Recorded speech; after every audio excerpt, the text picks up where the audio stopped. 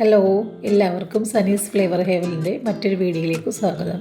ഞാൻ ഇവിടുന്ന് തയ്യാറാക്കാൻ വേണ്ടി പോകുന്നത് നെയ്ച്ചോറാണ്. അതിനു വേണ്ടി ഞാൻ 1.25 ഗ്ലാസ് അരിയാണ് എടുത്തിരിക്കുന്നത്. അരിയുടെ വെള്ളത്തിൻ്റെ തോത് എങ്ങനെയാണെന്ന് വെച്ചിട്ടുണ്ടെങ്കിൽ 1 ഗ്ലാസ് അരിയാണെങ്കിൽ അതിൻ്റെ 1.5 കപ്പ് വെള്ളമാണ് എടുക്കേണ്ടത്. ആ കണക്ക് പ്രകാരം ഞാൻ 2 ഗ്ലാസ് വെള്ളം എടുത്തിട്ടുണ്ട്. അരി നല്ലപോലെ കഴുകി വാർത്ത് വെച്ചിരിക്കുകയാണ്. അതുകൂടാതെ കശുവണ്ടി, കിസ്മസ്, ഗരം മസാല, സവാള, ഇത്രയും സംഗതികളാണ് നമുക്ക് വേണ്ടത്.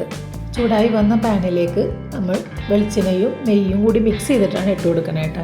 കാരണം നെയ്യ് കൂടുതലായിട്ട് ഉപയോഗിക്കേണ്ടി വരില്ല. കയ്യിൽ നമുക്ക് അധികം നെയ്യ് ആകുകയുമില്ല. നല്ല ടേസ്റ്റാണ് നെയ്യും വെളിച്ചെണ്ണയും കൂടി മിക്സ് ചെയ്ത് ഒഴിക്കുമ്പോൾ. വെളിച്ചെണ്ണയും നെയ്യും ചൂടായി വന്നിട്ടുണ്ട്. ഇനി ഉരുളിയിലേക്ക് അരിഞ്ഞു വെച്ചിരിക്കുന്ന സവാള ഇട്ട് കൊടുക്കാം. സവാള ഇട്ടിട്ട് നന്നായിട്ട് വറുത്ത് കോരണം കേട്ടോ. സവാള മൊരിയുന്നത് വരെ നമ്മളിത് ഇളക്കിക്കൊണ്ടിരിക്കണം. ഫുൾ തീയിലാണെങ്കിലും കുഴപ്പമൊന്നുമില്ല കേട്ടോ, കാരണം പെട്ടെന്ന് അത് വറുത്ത് കോരാമല്ലോ. സവാള നന്നായി മൊരിഞ്ഞ് വന്നിട്ടുണ്ട്. ഇനി ഇത് നമുക്ക് കോരി വെക്കാം.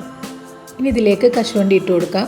കശുവണ്ടി ഒന്ന് പകുതി മൊരിഞ്ഞ് വരുമ്പോഴേക്കും കിസ്മസും കൂടി ഇട്ട് കൊടുത്ത് വറുത്ത് കോരാം. അടുത്തതായി ഇതിലേക്ക് ഗരം മസാല ഇട്ട് കൊടുക്കാം.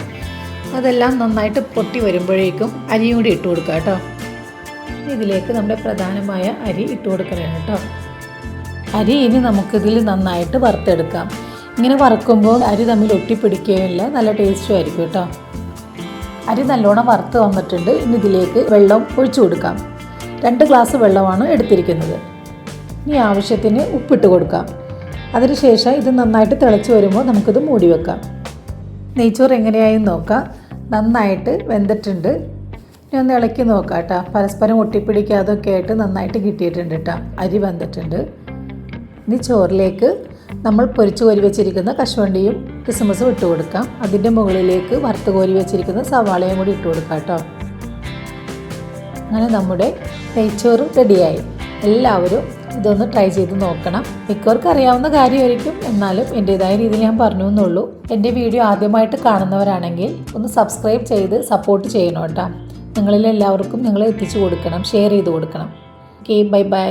Thank you. Take care.